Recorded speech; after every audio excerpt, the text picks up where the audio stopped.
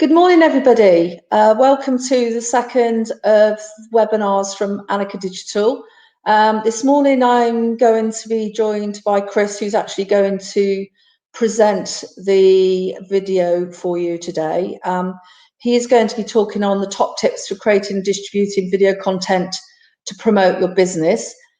Just before we get going, this is being recorded and you will be able to download the recording later. On the right-hand side of your screen, you should see a chat functionality and also a Q&A functionality. So if you've got any questions, if you could put them in the Q&A stream, and then if you've got any chats or general questions or want to say hello, if you want to put that in the public room of the chat box. At the moment, everybody's mics is muted apart from myself and Chris's. We're going to have a few questions and answers as we go along. So I'm going to mute my mic and pass over to Chris, and he's going to do a little bit of an introduction about himself and his journey of joining Annika just over a year ago. Thanks, Chris, and I'll pass over to you. Thank you. Well, this is about as close as it gets to a breakfast meeting for me in the last sort of 6 weeks, so 9 a.m. So thanks for getting up and kind of joining.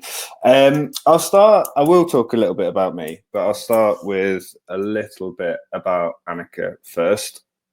So established 2007.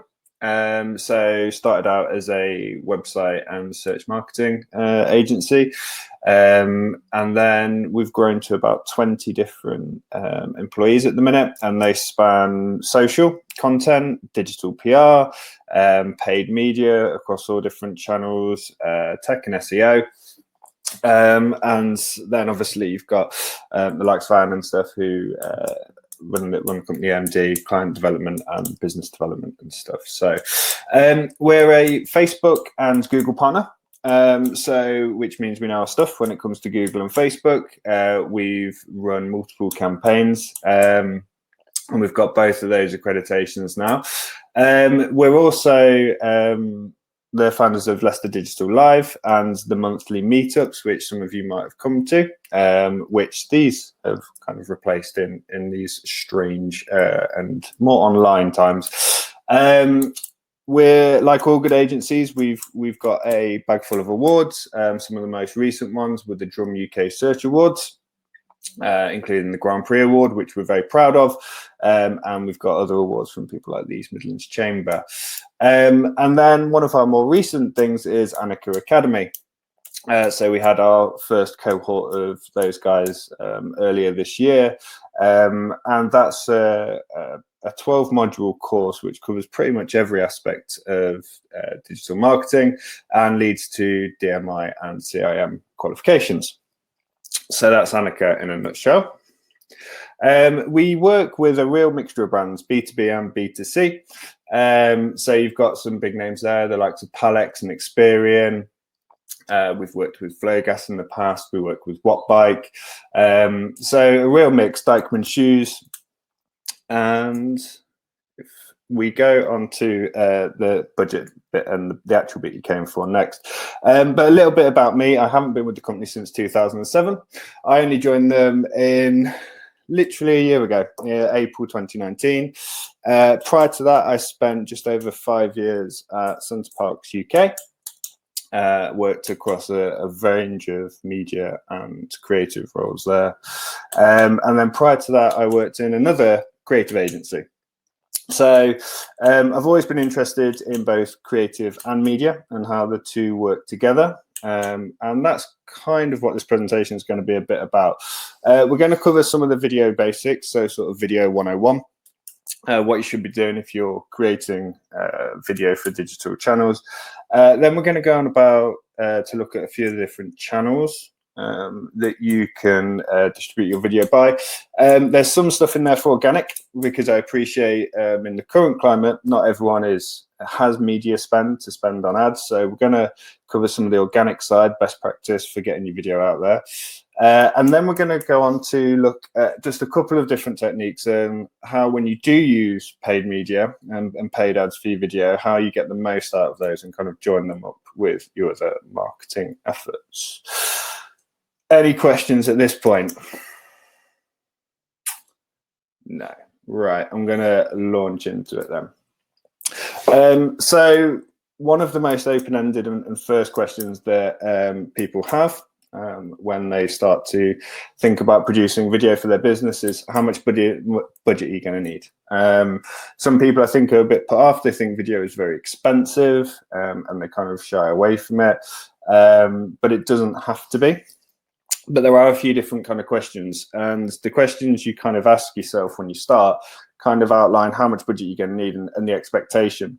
So if you're having to go to your director or your manager to kind of justify this budget, these are the kind of things you've got to factor in before you even have that conversation, just because it sort of avoids you having any nasty surprises later down the line. If you thought and worked your way through these questions first, you'll have a pretty good idea of how much you're going to need.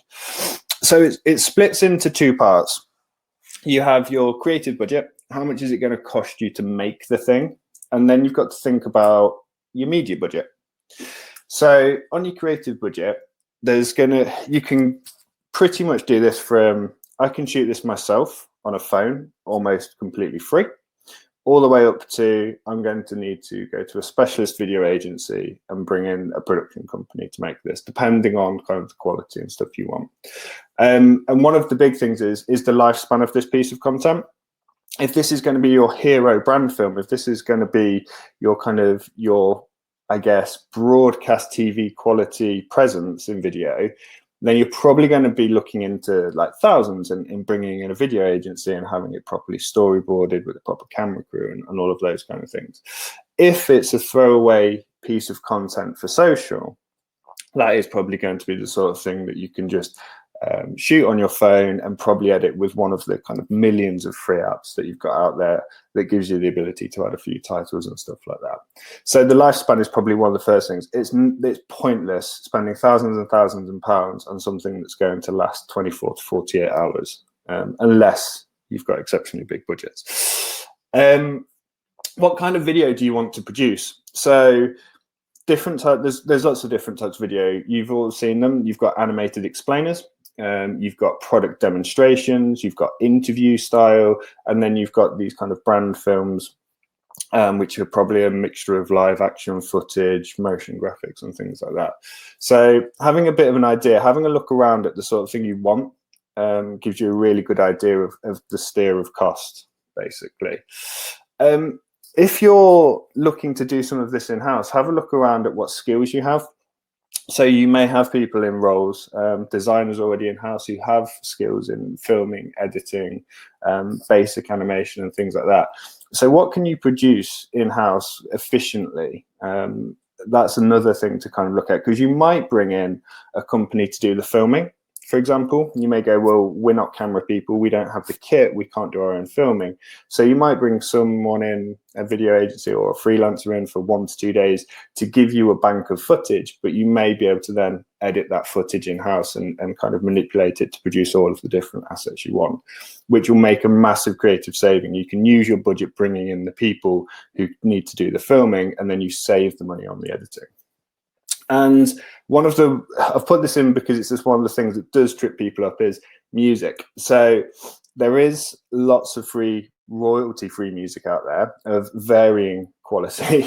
But if you're going to be very specific about the type of music you want, you're going to need to factor that into the cost. And there's lots of things. There's a great site, artlist.io, which offers a really affordable subscription to a huge bank of music. But if you're straying into kind of commercial tracks, then you can be talking thousands of pounds. And again, that can be an expectation that you might have to set with your manager, your director. They may not comprehend how much things like music can cost. So it's another thing to build into that creative budget and to be really clear on what you want when you kind of set out. Chris, what sort of budgets are you talking about for music then? It is literally as long as a piece of string. A really, really well-known commercial track to be licensed can stray into kind of tens of thousands of pounds for a relatively short. But you can, by the same token, you can get tracks really decent quality from, like I say, places like Artlist.io, and you're talking hundreds then, and you have those in perpetuity. And you mentioned that you could do some stuff on your smartphone, but I heard that lighting can sometimes be more important than the camera. Is that true? Yep. So there's lots of little things. If you're shooting on your mobile, there's lots of things to consider. I'm going to be a bit of a hypocrite talking about lighting, because as you can see, I've got the shittest lighting setup going for this webinar. Partly because a couple of my lights I've realised are still in the office from when I did some filming for the agency. But yeah, lighting's a really important one. So what you want to try and do is get as much natural light in as possible. What you can see under some artificial office lights, you get a weird kind of flicker basically, and it's to do with a mismatch between the frequency of the lights and the phone. So as much natural light as you can get is good. That makes a huge difference in the quality. And also think about the framing. There's loads and loads of great tutorials on the likes of YouTube about how to film effectively on smartphones. If you're going to have any movement, there's some great, they're kind of like gimbals. You might have seen people using them. They've become really affordable, kind of like sub £200 now. What they do is you put your smartphone in. There's one, the DJI Osmo, for example. You put your smartphone in, and what it allows you to do is move around and walk, and you don't get that bouncing and juddering up. That's sub £200. It's a piece of kit you can keep, and if you're doing things like moving around, product demos and stuff like that, it can really elevate your video quality massively. Could you just type that into the chat so people have got that, yeah. and then I'll stop asking questions and you can get on with the rest of your slide. That's fine. I'll put it in the public chat. Right. So I'll just put 3-axis gimbal, and I am in no way sponsored by DJI, but the DJI Osmo is a good one to start with, and it's pretty affordable. So that's the creative bit. So you know how much you by now you've kind of scoped out what you want to be doing creatively, and you've decided whether it's something that's going to cost you a little bit of money or quite a lot of money based on your kind of expectations and your aspirations. Then you've got to decide the media budget. There used to be a really simple rule of thumb. People used to go, you should spend at least twice as much on the media as you should on the creative, because it's no point getting all dressed up with nowhere to go. But it can be a little bit more complicated than that, because we do have to produce things like organic social media content, which doesn't have a budget. So the first thing you need to do is decide whether you need a media budget. Is this going to live purely organically? And if so, you're probably going to go, well, I don't need to think about ad spend. But if you go on to these other questions, so you need to ask yourself things like, how many people do you want to reach? Because we know our organic reach is becoming harder and harder to get, particularly in social. So if the expectation is that this is going to reach people en masse, then yes, you're going to need a media budget. So you've got to factor that in. How specific do you want to be with the targeting? We do have some targeting capabilities. So with our organic stuff, Facebook has been quite good at allowing us to kind of start to add a little bit of basic targeting to organic. But if you're going to be really specific, then again, you're going to be using paid media, not organic media.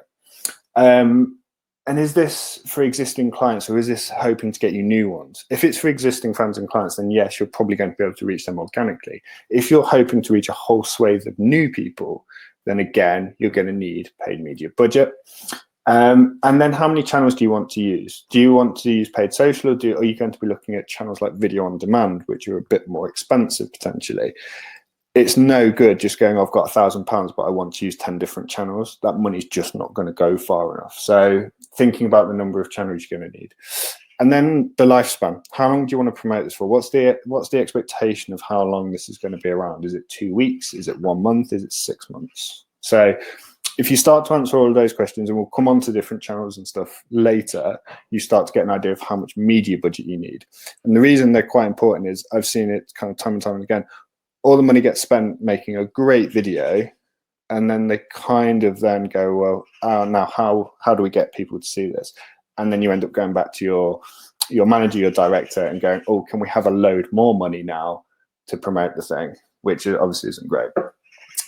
I saw Sharon say, can you offer advice for sound quality while using a mobile phone? Could you recommend a mic? Yes, I can. God, this has turned into a sponsorship reel of my Amazon wishlist. There is one. It's called, I'll reply, the Rode Video Micro. That's a great little mic. You can use it on smartphones and DSLR cameras.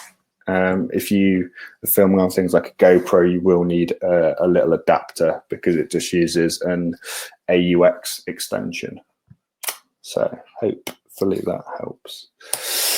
Cool. All right, next slide.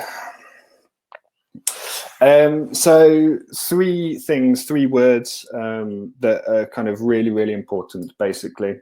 Size, aspect ratio, and length. The two that people get mixed up quite a lot are size and aspect ratio. So size actually has two meanings when we're talking about digital video. The number of pixels. So if it's kind of HD resolution, it's going to be 1920 by 1080, or it could be 4K, for example. And then the other meaning of size is file size, because a lot of the channels have fairly generous, but they do have limits in terms of the size of the file that you can use. And then you've got aspect ratio. So this is the one that is whether it's going to be landscape, portrait, or square. So sometimes people will just refer to this as aspect ratio as landscape, portrait, or square. Sometimes you will see it represented as numbers. So you have 16 by 9, 4 by 5, or 1 by 1, for example.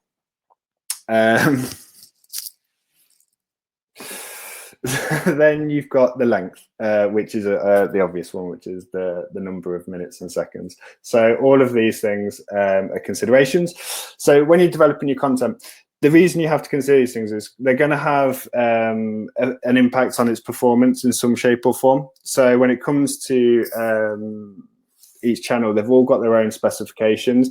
It matters less organically, but it does become a real kind of factor when it's paid, because when you're dealing with paid, the formats can be quite strict and will mean that basically you can't use it. So there's other things to consider as well. For example, Facebook, you might need multiple versions because you have access to things like stories, but then you also have the news feed and placements like that as well.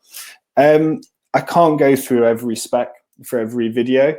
But basically, if you've got a channel that you want to use, they've all got their ad specs online. So that one, for example, is just the link to the Facebook ad spec.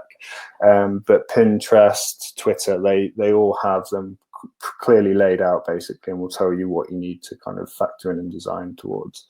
Length is probably, whilst they do have max length probably the one the most subjective. And we'll come on to that in a bit and try and give you kind of a bit of guidance on that. Just before you go on to the next slide, Fiona's asked a question about video quality. You might need to provide the link later, but I don't know if it's relevant to answer that now or not.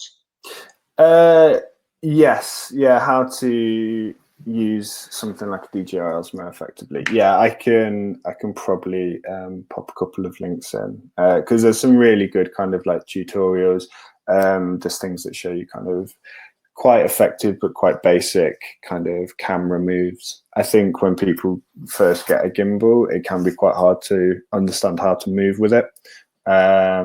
So things like that. If you have kind of 4 or 5 like quite effective but quite simple camera moves, and can master those, that's usually a good place to start. Just things like kind of like simple kind of pushes in, and then obviously the gimbal only does half the work. You've still got to think about things like your framing and stuff yourself. So again, there's some pretty good tutorials on framing up and stuff. So I'll have a look and see if I can pop a few of those in the chat in a minute. So are you seeing the full picture? So this is aspect ratio. Digital has been great for us in terms of distribution of video, but what it's also kind of presented is a little bit of a headache when it comes to thinking about our creative requirements, because it used to be super easy for us, right? We designed everything in 16:9, that nice landscape aspect ratio that your TV's in. And that was it. That was how we did video. Super simple. But then, and there was a time not too long ago where if you filmed in portrait, people kind of turned their nose up at it, and then stories kind of came along and changed all that for us. And actually, portrait is now as important as filming it in kind of landscape. But then there's all of these other sizes kind of in between. So on Instagram, we know our newsfeed pretty much that's 1:1, that's square. We've got some that are 4:5, some that are 2:3. That kind of thing on the right hand side shows you that, and how many sizes there really are across the different platforms. But you're not going to go too far wrong if you have a mixture of shots. If you're trying to please all of these channels, if you have a mixture of shots that are in landscape, landscape can often be cropped down to square, and then you've got your portrait stuff as well. So as long as you kind of cover those bases, then you're going to be able to do most of these formats. You don't need to worry about everything in between. You can do full portrait, full landscape, and you should be okay with crops. The problem if you don't do that, so let's say as a marketing manager, I'm planning a campaign, and I've already kind of made up my mind in my head that most of this is going to be using things like Snapchat, Instagram stories, but I don't tell my creative agency that. I don't brief my creative agency or my video agency or even my in-house video editor, and he goes off and he films a load of great stuff in 16:9, and he's perfectly framed it and it looks beautiful. If he's lucky, he's filmed that in 4K and we can still crop into it and get a decent resolution portrait shot out of it. But he's going to be pretty pissed off because that perfectly framed shot he made, we've just cropped a slice straight out of the middle of it. If we're really unlucky and he only filmed that in kind of HD, by the time you've tried to crop in and get a portrait slice out of the middle of that video is going to be rubbish quality. So this is why trying to understand what shots you need and what kind of aspect ratio are really important. And just to kind of bang on about this a bit more in terms of the importance of portrait. So I've not even bothered putting the numbers in on this because I think everyone's heard it now. Anyone in social media has been talking about it for so long, but it's the importance of portrait and how fast Instagram stories is. Quite a few months ago now, we heard that it was the fastest growing placement on Instagram, both in terms of daily interactions and obviously therefore inventory growth, so the amount of impressions that were available for us as kind of marketers. So it's hugely important, but it's not just, everyone talks about Instagram stories, but just to go back to justifying why you would film in portrait from a production point of view, it's going to tick off. If you film in portrait, then obviously with Instagram stories comes Facebook and Messenger stories. If you're using Snapchat ads, if you're using Pinterest video pins, which is another one that kind of often gets kind of missed off, but even Twitter ads, I mean, there's a slight tweak to make. Their aspect ratio isn't full portrait, it's that 4:5. But even things like that, you're going to be kind of ticking those boxes as well. So it's going to open up a load more formats to you than just Instagram stories. Obviously, the advantage with a story is when your ads are in the newsfeed, there's something above it and something below it quite often in screen. So there's that distraction. You're not dominating that user's full attention for those few seconds. Stories, you do. They only view one story at a time. And also, it shows that you know your format. If people are seeing your ads in the newsfeed and they're kind of square, or if they're on the desktop, they could be in 16:9, and then they go over to stories and they see that actually you've got a full width story. It shows that you actually took the time to make that placement. Whereas if you use automatic placements and it just takes your your 16:9 video and awkwardly plonks it in the middle, probably crops it because it was longer than the number of seconds for stories, and just adds that blurred background top and bottom, it very clearly stands out as just an automatic placement. So it's that anyone who kind of consumes a lot of social media, they spot these differences, and it highlights them to the user, but not in a good way. You stand out, but not for the right reasons, because it looks like it was just kind of plunked there. So that's kind of the importance of portrait. And then time length. So there are a few stats in here because this is one of the most open-ended and impossible questions to answer. And I give one of the most unhelpful answers, and it's not because I'm a smart ass, but when someone asks how long should my video be, my answer is usually no longer than it needs to be. So, which isn't particularly helpful, but these numbers are.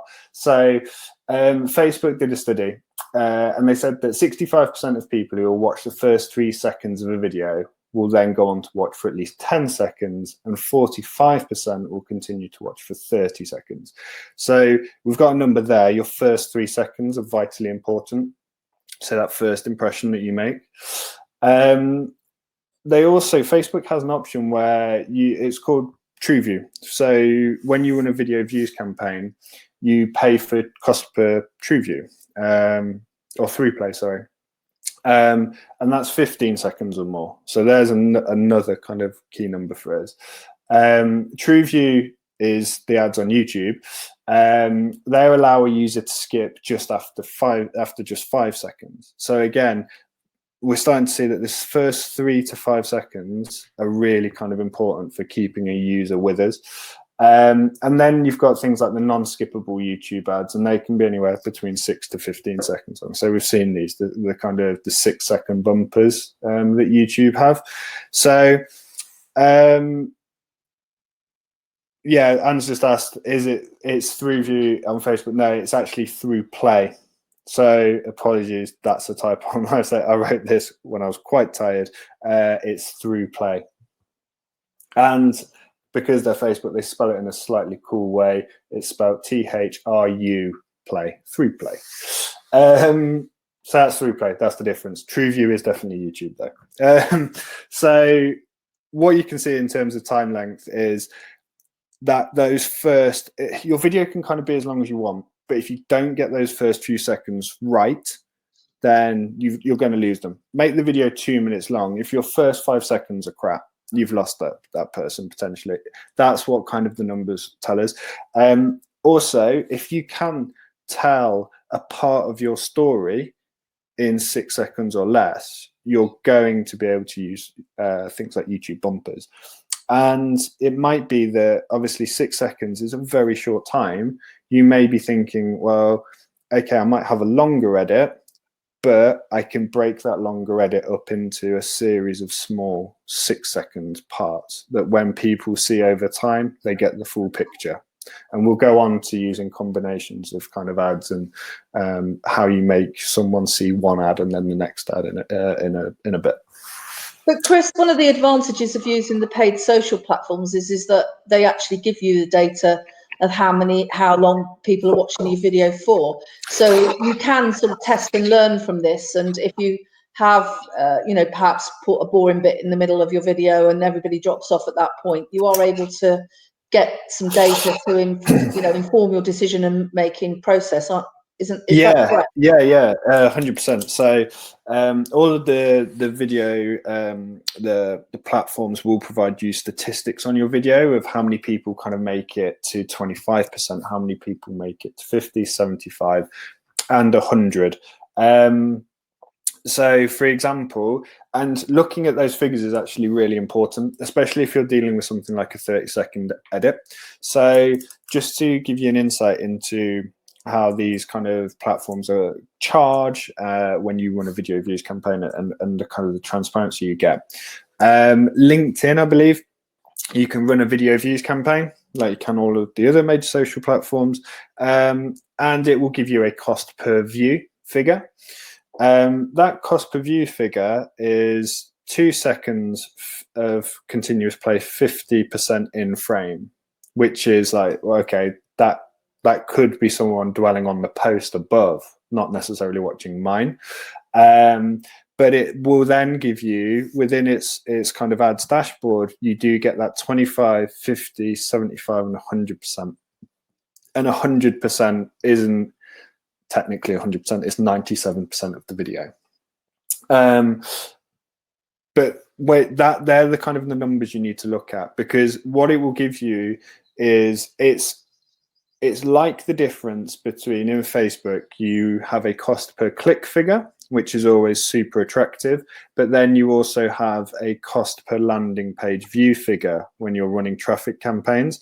Now, Facebook will say a cost per click is any click on the ad, but that could be a click to your profile. It could be any click within that kind of ad space, whereas the cost per landing page view will be a click to the landing page that you directed that ad to. And the two numbers are usually quite different.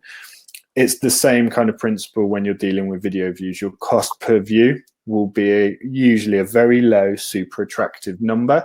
So to really understand and evaluate the performance of a video, you want to be looking at, okay, well, how many of them people made it to 25, 50, 75, and 100%? And then what that gives you, a little bit of a calculation, but when you get the people who viewed 100%, you can work out what your cost per completed view was. So you're talking about cost per views, or people have looked at some of it, are probably less than 10 pence, aren't you?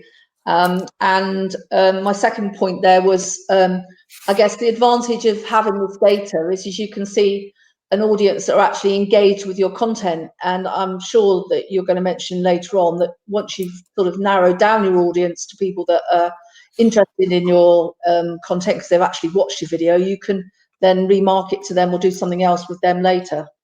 Yeah, definitely. And it gives you a much better idea of whether you did do a good job with your video. So I've run LinkedIn video campaigns that have kind of been 1 to 2p kind of cost per view. And you go, that's great, that's fantastic. And I'm sure a client, if I just presented them that number, would absolutely love it. But then for transparency, I've shown them, and their cost per completed view was 18p, which obviously sounds a lot higher, but that video still very cheap. It's still very cheap. And that video was 1 minute and 14 long. So it only cost them 18p to get someone to watch 1 minute and 14 of their video, which they were kind of absolutely delighted with, because that showed the importance. They got their first few seconds right. And what it meant is people, once they were kind of in, past that initial few seconds, they stayed with it all the way through. And that's how they got that kind of really attractive cost per completed view. But a lot of people will just look at the initial cost per view figures, which in my experience always look attractive, but aren't necessarily telling you the full picture. Okay. So when do you need captions? Captions is something that I bore people about all the time, for a few reasons. So there's a stat been knocking around for ages, and you'll have seen different iterations of it, but I've just picked one from 2016. But in 2016, we were told that 85% of videos on Facebook were watched without sound. Not surprising, given how much is mobile, you don't always have your headphones in, and nobody wants to be that person on the train who's playing videos out full volume. So it doesn't surprise us that so many have viewed mute. We could kind of get on board with that and should be kind of used to it. But then Facebook did a kind of a separate study, and they found that 76% of ads needed sound to be understood, which means that we just hadn't listened to what we were told before. So even though we knew that loads of people were going to view this mute, there was still 76% of video that kind of relied on sound. And that's primarily because we make a video for a different channel, and then we just bang it onto social and go, there we go, we've put a video out on social, job done. You used to see this a lot. Brands would make TV ads, and then they would just stick the TV ad straight onto social with no kind of adjustment, really. So in May 2018, Google Chrome updated its settings, and it only allowed autoplay for video ads if the video is automatically muted or doesn't contain audio, or if the user has specifically chosen sound by clicking on the content. So they stated that, so Google kind of weighed into this and said, advertisers should start considering with muted content and let the user unmute if they're interested in exploring more. So it kind of shows us again that they understood that people don't necessarily want sound to just stop randomly blaring out. If you've not kind of subtitled, then bear in mind we've just talked about the first 3 to 5 seconds being really important. If that really important part was a spoken introduction and you've not got subtitles, then it's probably just been missed. And then why are they going to unmute and continue watching? So another Facebook report, they looked at the average reach of a captioned video on social and found that it was 16% higher than the same video without any supplemental text. And then this one isn't to do with kind of our ads. I think it's just something we should consider as kind of considerate marketers, as considerate content producers. There was a big thing, or I think it still is a big thing, really, about making sure that if you've got images on your website, that they've got the proper descriptions and tags on them to allow screen readers to read them out and tell a user who may be impaired visually what the image is about. Now, for me, it's the same principle with this next stat. Over 5% of the world's population, or to put it into a bigger number, 466 million people, are either deaf or hard of hearing. So if your brand kind of stands for inclusivity throughout its marketing, then you should be making all of that as accessible as possible. And that includes your video content and making sure that your video doesn't exclude someone who can't necessarily hear sound. So that's just another good reason to just make sure that there's captions and subtitles on your video content, not just because someone's listening to it mute, but because they might not have any other choice but to listen to it mute.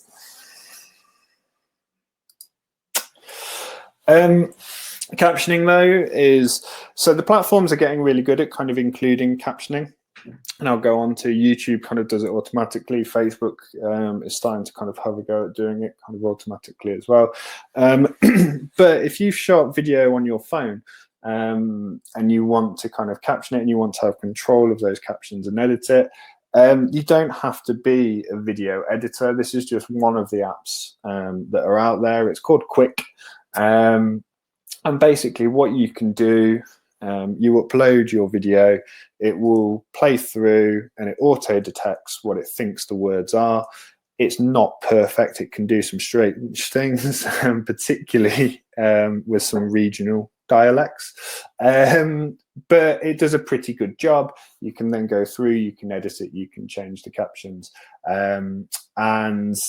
Again, Quick, they claim that an Instapage study showed that captions get 15% more shares and 26% more click-throughs. So there are loads of other apps out there. That's just one. If you're not in any way kind of technically minded, that's a good way. It does have a small subscription, like a lot of these kind of apps do.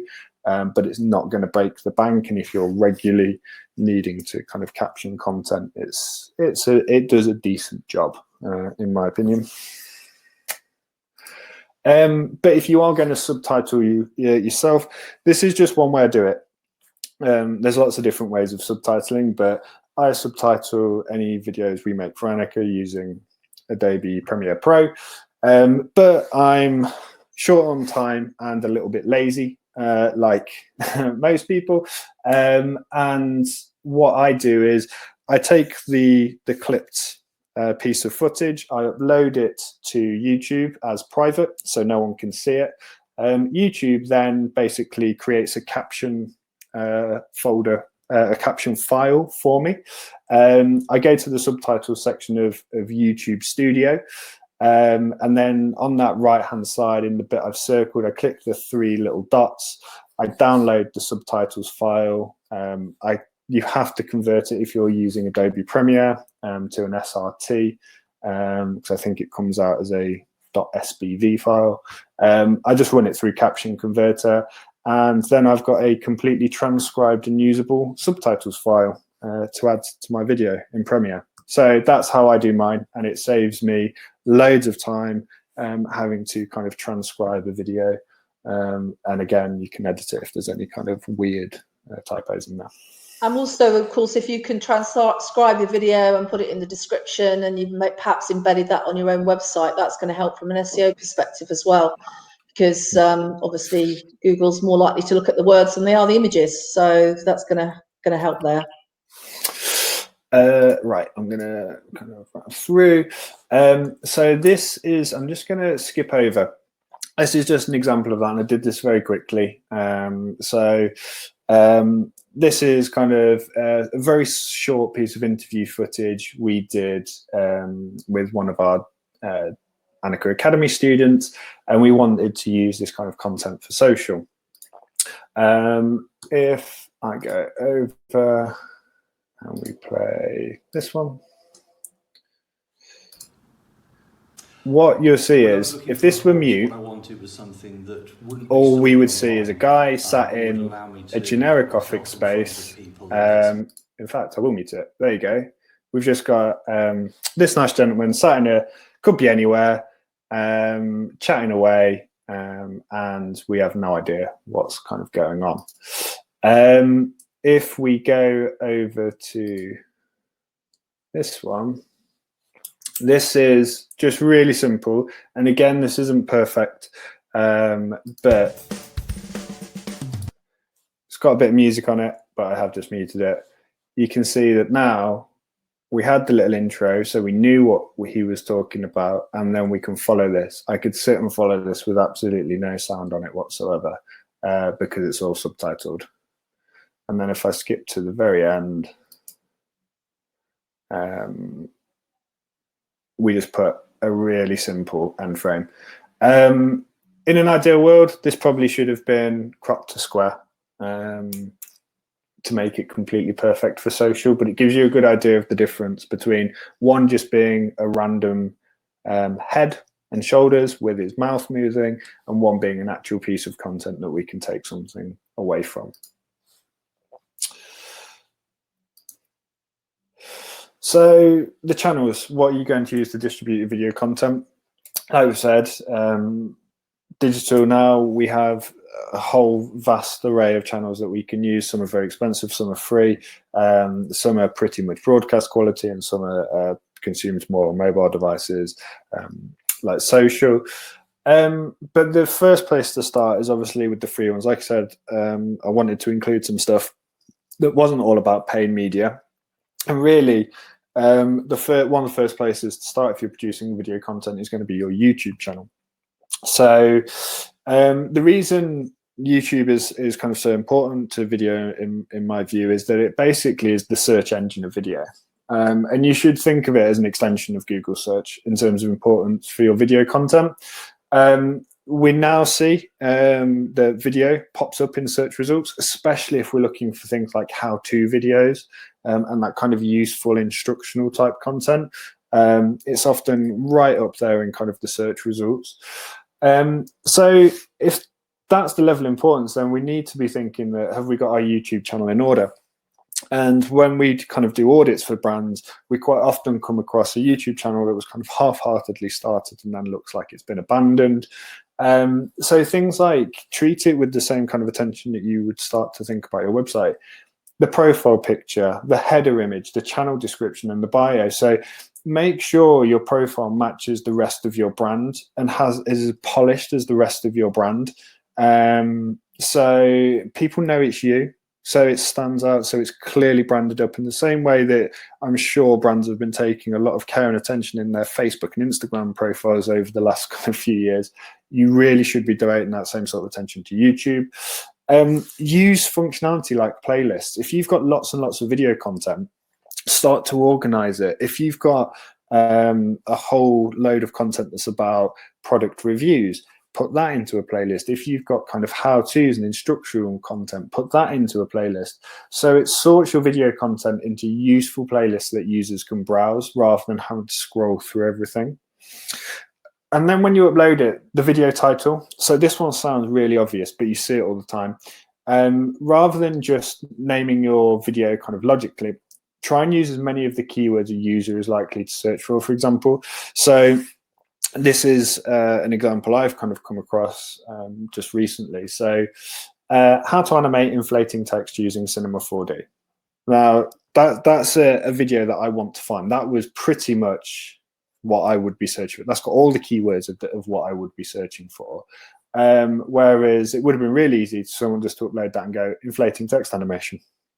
Nowhere near as helpful, probably nowhere near going to compete anywhere near as much as some of the other videos out there. The video description is really important. So write a good description of a video, kind of 200 words that includes your target keywords, synonyms, long tail keyword variations, and helps the users get an idea of what the video is about. But it's also important, again, for kind of making your video competitive for those kind of those search results.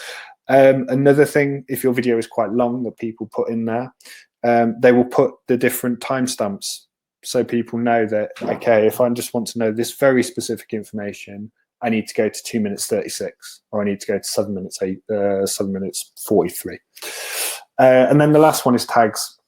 So use relevant tags on your video so that it starts to appear under kind of multiple relevant categories.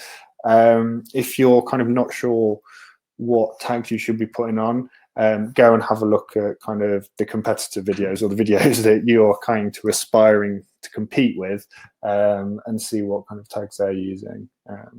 So that's getting your YouTube channel in order.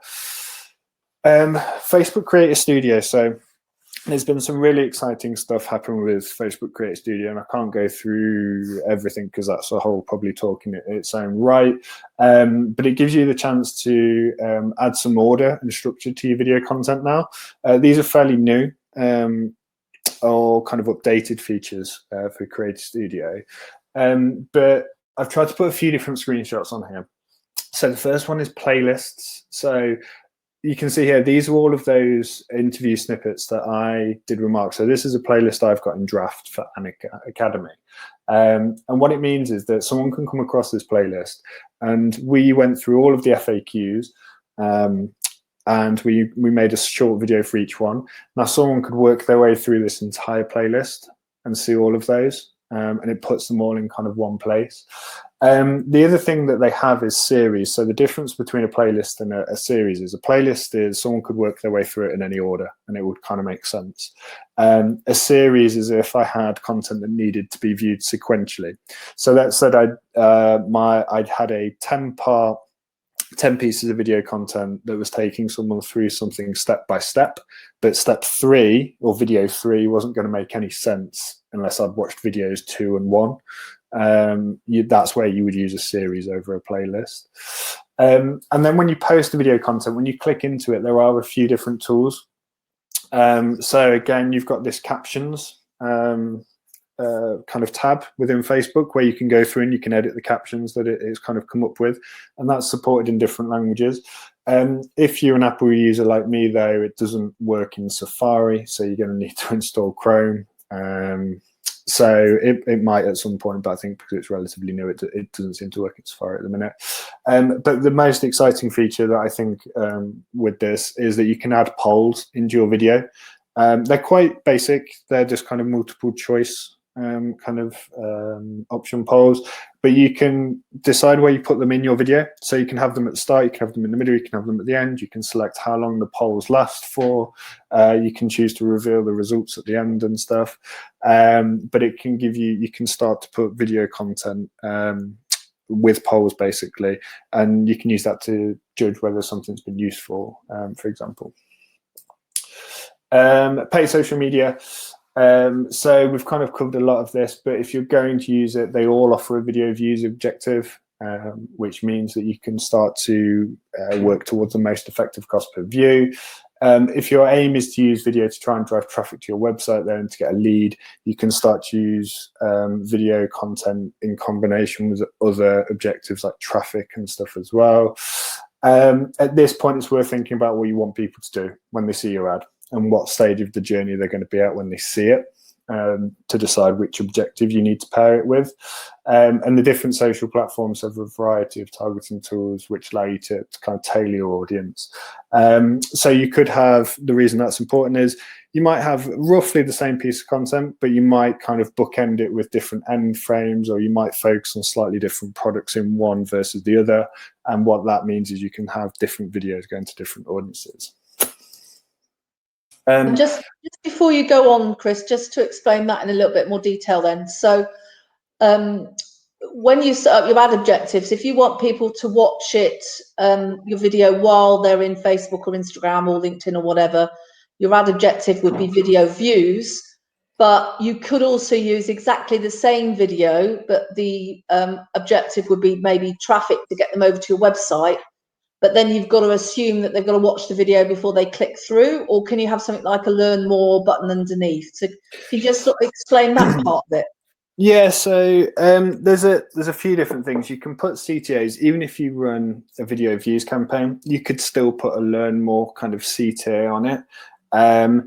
But it kind of depends. If you have got a very short piece of video content and it very clearly then leads someone to want to click through to a website, let's say it's to redeem an offer, it's about a sale, and it's like shop the sale now, and you've got 10 to 15 seconds of all the items in the sale, and then underneath that you would have your kind of, in your ad you would have your headline, and you would have your CTA, your call to action. You could have something like find out more or buy now or something like that, and you could run that on a traffic campaign. So the difference that the objective is going to make is that the end user doesn't really know any difference. If you could make the ads look identical, a video views ad versus a traffic ad, and you can make them look identical. It all comes down to your objective and what you want to be able to optimize towards. If your overriding objective is, I need to just be able to get the cheapest possible video view, and it's about getting as many eyeballs seeing the video at the most cost efficient rate, then you're probably going to pick video views. If your ultimate goal is, I want people to see this video and I need them to then click through to the website and to find out more, then you're probably going to buy that on a traffic objective. If, like I say, it's something like promoting a sale and you go, I really need them to click through and then buy something, then you may even run that video ad but on a conversions campaign or something along those lines, to go, my ultimate goal, the thing I want to make the most efficient is the cost per sale. So that's where the objective and kind of the format kind of go hand in hand, and you need to kind of be really kind of clear and single-minded as to what is your priority in terms of that kind of cost efficiency. The next few slides are basically all of the different targeting on Facebook. Everyone's going to be able to get this slide deck, so I'm not going to read these out verbatim. But the reason I've put all of these in is because it highlights the different ways in which you're going to be able to target and how the different platforms have kind of separated out their targeting criteria. So Facebook has demographic. Pretty much all of them have demographic, and that kind of includes your stuff like your age, your location. In Facebook, it includes things like your relationship status and your job title. You have behavioral. So this looks at people's traits, their behavioral traits and what they're doing. Things like their propensity for online shopping. And then you've also got their interests. So based on people's kind of online behavior, what are they engaged in and expressing interest in kind of either now or previously? And they'll be broad. They can be broad things, they'll be quite niche. So they could be a brand of car, they could be the topic of gardening, they could be anything basically. So that pretty much covers everything else in Facebook. Facebook, just for those who aren't aware, because Facebook own Instagram, Facebook and Instagram and Messenger ads are all brought through one platform, one advertising platform.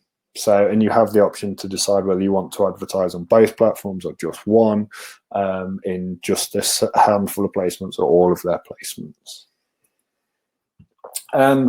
Twitter is a little bit more kind of simplistic in the way it draws a line, but you basically have your demographic stuff, which again, age, gender, location, device usage, but then you've got audience features, and that can, Twitter's got some pretty specific ones, things like follower lookalikes, so the fans of other Twitter users. So if you've got a handful of competitors that have got huge followings on Twitter, and you go, well, we kind of compete with those guys, you can say, find me people who look like the followers of these brands. And that one's quite unique to kind of Twitter, really. Snapchat, again, a slightly different one. Demographic stays largely the same. You're talking about people's age and location, stuff like that. And they've got some data in there from the likes of Experian and kind of Data Logics.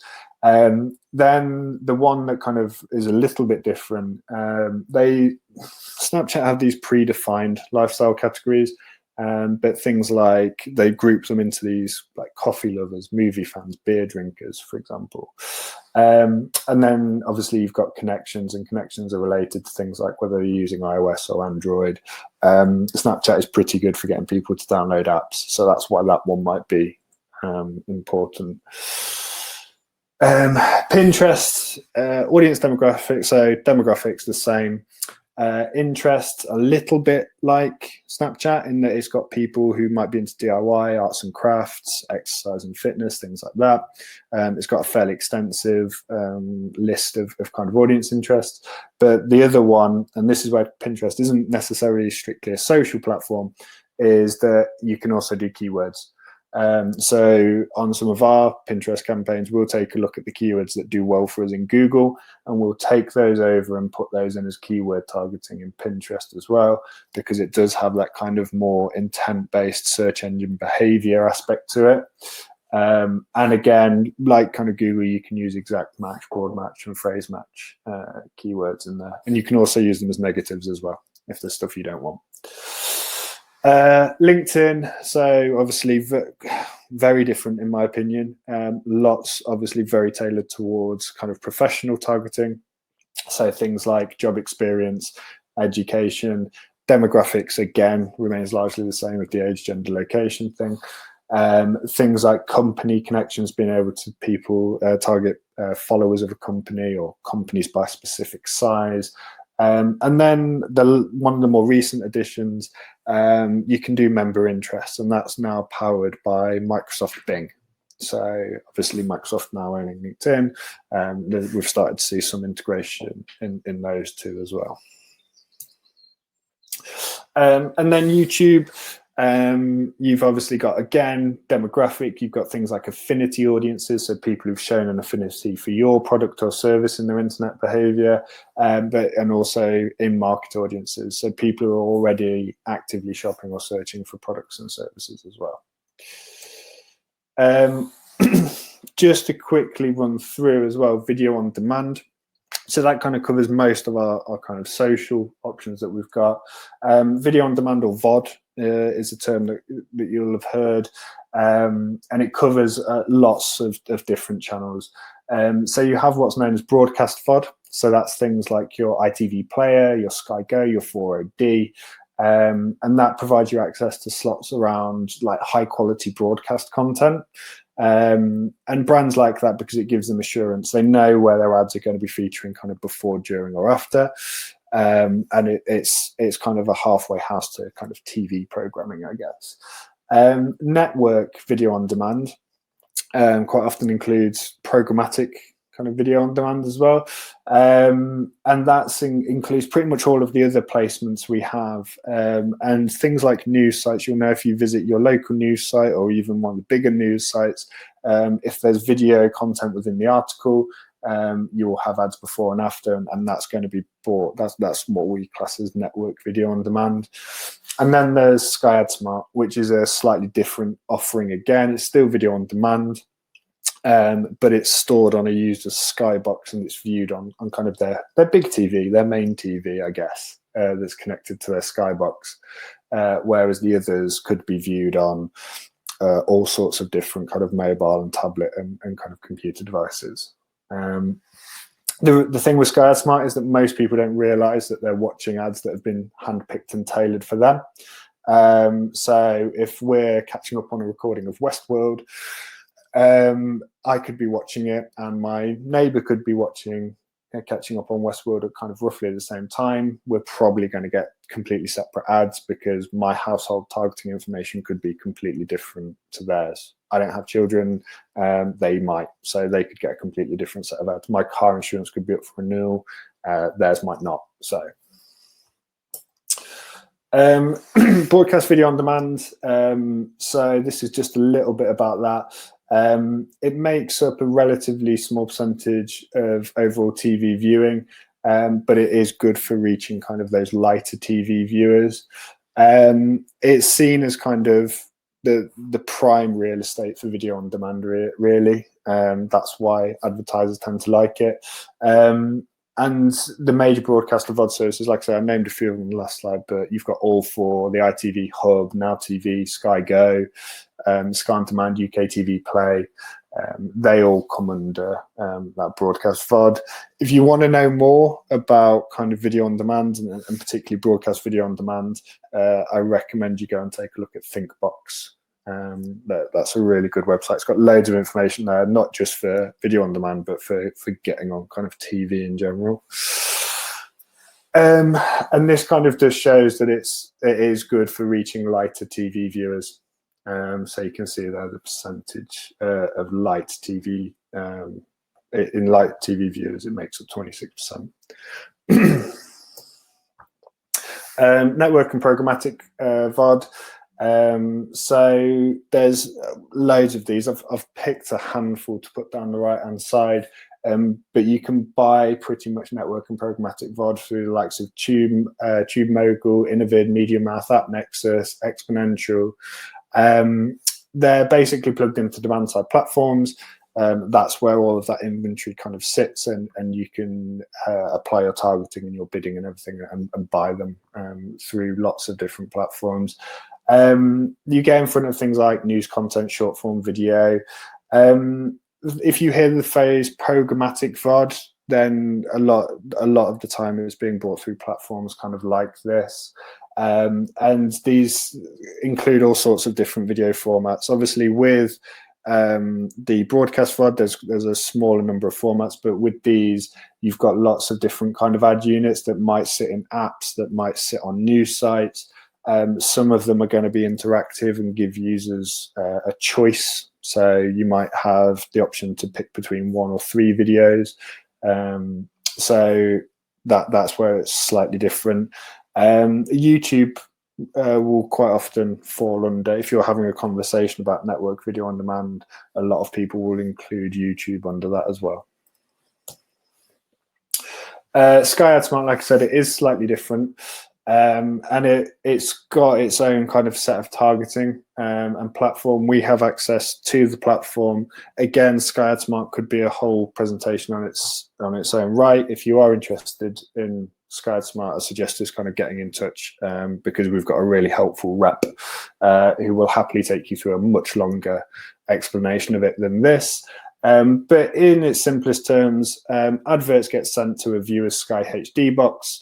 The ads that they see are based on things like their postcode, age and gender, and other information that's been gathered from companies like Experian. And then the adverts are determined by the criteria that we as advertisers opt to target. So like say, one of the things you can do is target someone by their insurance being up for renewal or not. It allows you to kind of cherry pick your audience, but at the same time, it does give you the kind of the advantages is to the end user. You're a brand that's on TV. You have the same kind of prestige to that viewer at that point as a brand that's on TV. They have no idea that you might have only brought 15,000 households. They don't understand that necessarily that this isn't a national TV campaign that they're sat watching. So in its simplest terms, it's kind of, again, we're not kind of sales reps for Sky, but it gives you the kind of the best of that kind of TV. So that kind of large audience, if you want it, high quality content, you've got established kind of measurement metrics in there, and then it gives you kind of the best of digital in that we can be very specific about our targeting. We can see what customers kind of do in terms of how much they actually view. So it acts as this really kind of nice halfway house between purely kind of digital video and broadcast video. I think the biggest shock for most people is the fact that you can use Sky Ad Smart with a media budget from as little as £3,000. So whereas you're talking tens of thousands of pounds for linear TV, actually, if you've spent the money producing a good quality TV quality ad, you don't have to spend that sort of money on the media side because AdSmart's so much cheaper. Yeah, there is. That's a really good point. The media investment, the entry level is really low. Like Anne said, at £3,000. The one thing you do need is a Clearcast approved ad, so an ad that's been deemed fit for TV. But if you don't have one of those, again, Sky are very helpful. They have a roster of approved video production agencies, and if you are willing to invest at a certain level from a media point of view, they will kind of help towards the production of that as well. So like I said, if it is something that genuinely interests you, get in touch, because I've not really done it justice in the 5-minute overview I've just given you. But it is a really kind of effective gateway to giving you that kind of almost broadcast presence. So the last bit, this one is more kind of the ad side, but one of the things that we quite often do is we create a great video campaign and we run a video campaign and we kind of then leave it there, and that's how I do.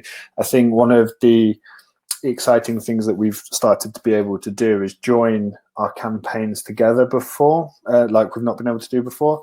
So one of the ways that we can do that is in Facebook and Instagram.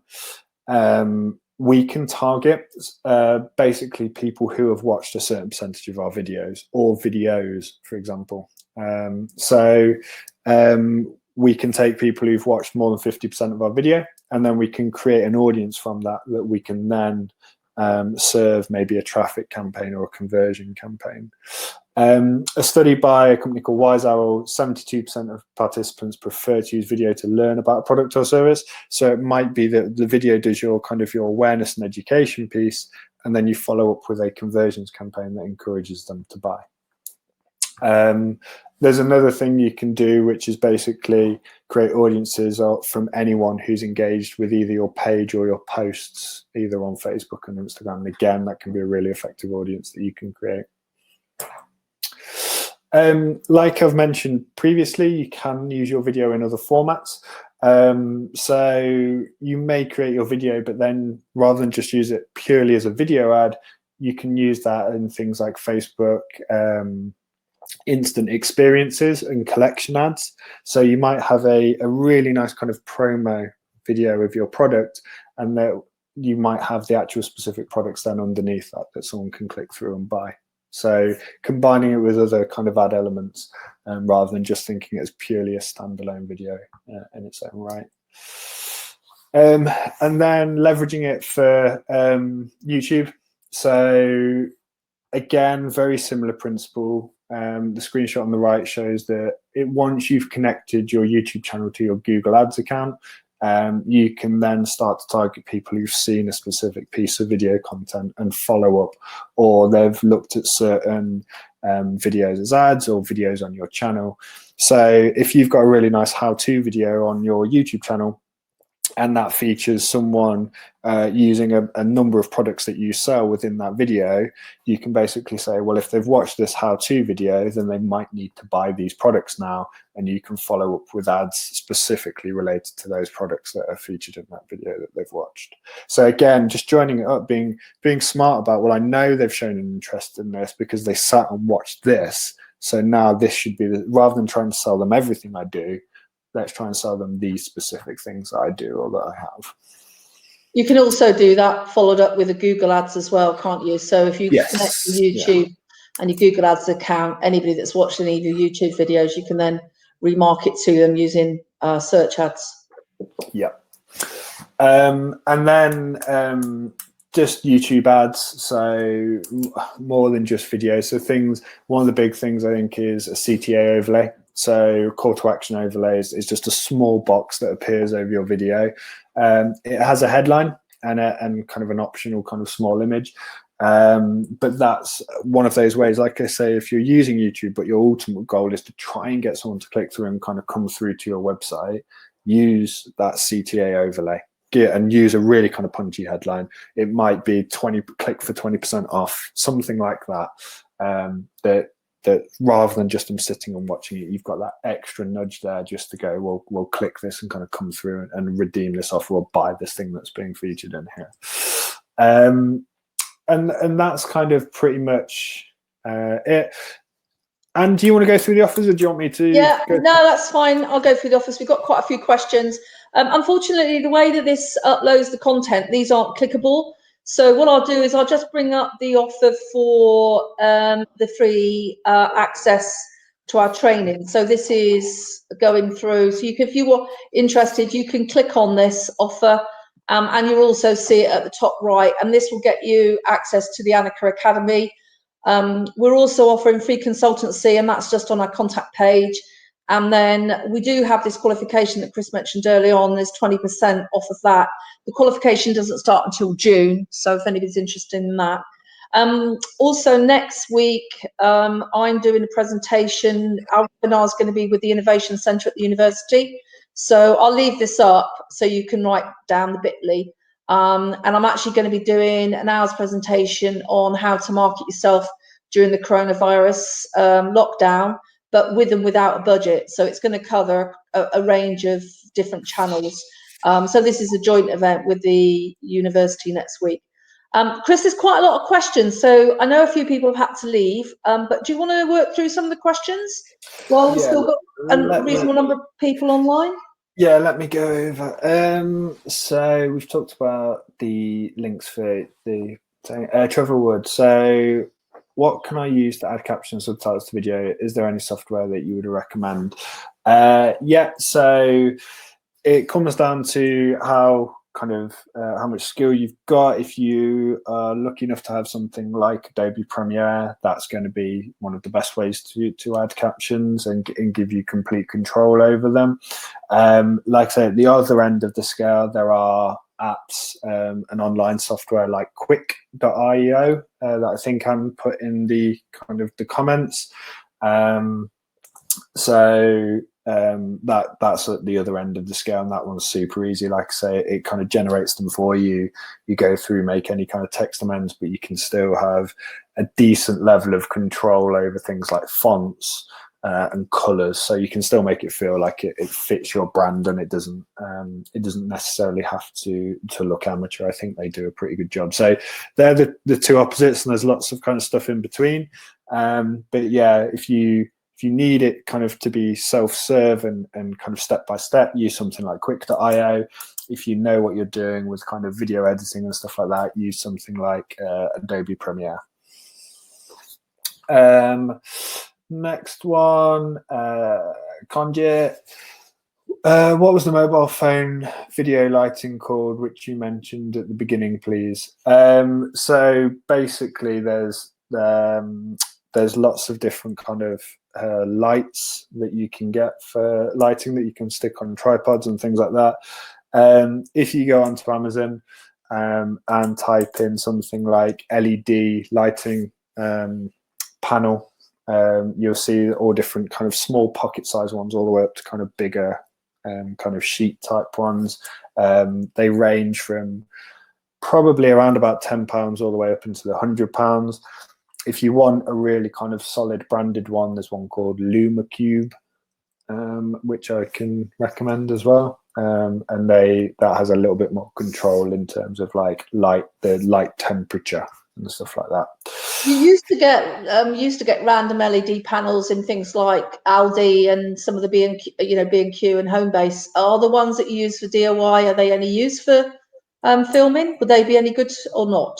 Yeah, I mean, the main difference I think between something like those and one that's designed for kind of photography, obviously there's always going to be a slight quality, but the main thing tends to come down to temperature control. Those ones that you buy for kind of like workshop lighting, the LED ones, can often be quite a cold blue light, which can give your footage like a real kind of cold or blue tint to it. Whereas one that's made for kind of photography and lighting usually just has like a dial, and you can change the warmth of the light. So you can move it to quite an orange warm light, a neutral kind of like white light, or a fairly cold blue light. That tends to be the difference in those ones. Does YouTube automatically generate the captions? I tried this recently, but it was asking me to type them out. It should. It tends to have a go at generating them. It usually generates them in American English initially. And like I say, it's not perfect. I quite often have to go through and make some changes. But yeah, it usually generates an American English version if it's got spoken word in it. Has Chrome and Google got any editing tools for video? There's the new one from YouTube, which I think is on beta. We got the email about it this week, didn't we? So yes, there's going to be some video builder from kind of YouTube. By the looks of it, from what I've read, it's going to allow you to add some titles, and it's going to have some kind of styling and template options for you to kind of drop images and video into. So yeah, again, that should be another really nice option for someone who necessarily isn't an editor but has some images and video that they want to turn into a more professional looking film. Sophie Redman, apologies if this was good, but how much of your content should now be video rather than written? Oh, this will probably be where I fall out with the SEO people. I think there's room for both. I think some stuff is still better as like a written long form blog article, and then other stuff can be more helpful in a video format. What I tend to like is when there's a combination of both. So a really good example of this is when I come across like a how-to video on a blog. I like to watch the video and see someone do it. But then what I like is when they've written out the steps underneath the video. So then when I then go to refer it to try and do it myself, basically what I can do is I've watched the video, I've got a good idea of roughly how it works. And then rather than having to like keep stopping and starting and pausing the video, I could work through it kind of step by step myself, just like kind of referring back to the steps underneath. So my kind of like balanced answer is you should be looking where possible to use a mixture of both, and sometimes the two can work quite well together. Can the video, God, there's loads. Can the video you add to YouTube be used for programmatic through the display networks? It depends what network, and it depends what you're buying and the settings and stuff. That one is purely down to the platform that you're going to be buying on. Donna Harvey, will there be a recording of the webinar available to view? Yes, the glowing red icon tells me that there will. It takes about a day. It has to render it. So it doesn't necessarily, it won't be an hour. You'll probably get it in an email tomorrow. Yeah. And the last one, not a question, but just pointed to a useful website. Lumen 5 could be used to take a blog post or text and create a video with it using free music. Yes, Lumen 5 is very good. There's lots of really good kind of builders of video and stuff out there. Even Canva now is kind of getting in on the game with some kind of video tools and stuff as well. So yeah, there's loads and loads. Some other good links. Frame.io is really good for free stock footage.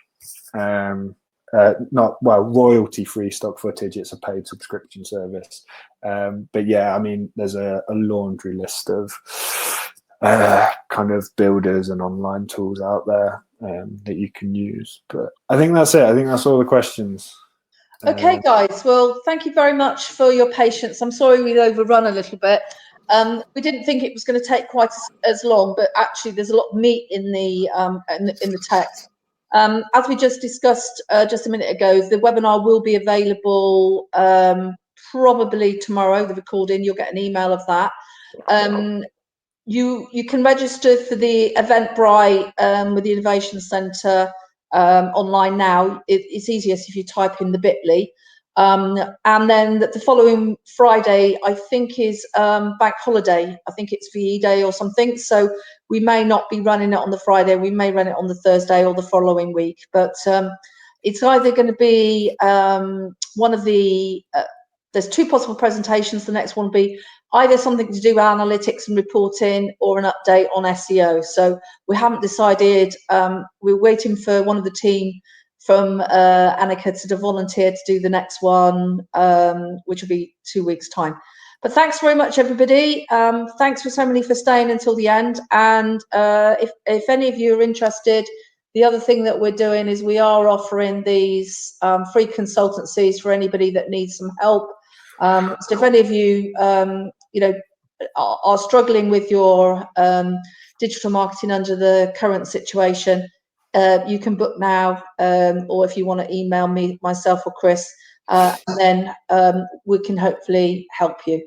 So have a great weekend, and we'll see you next week. Bye.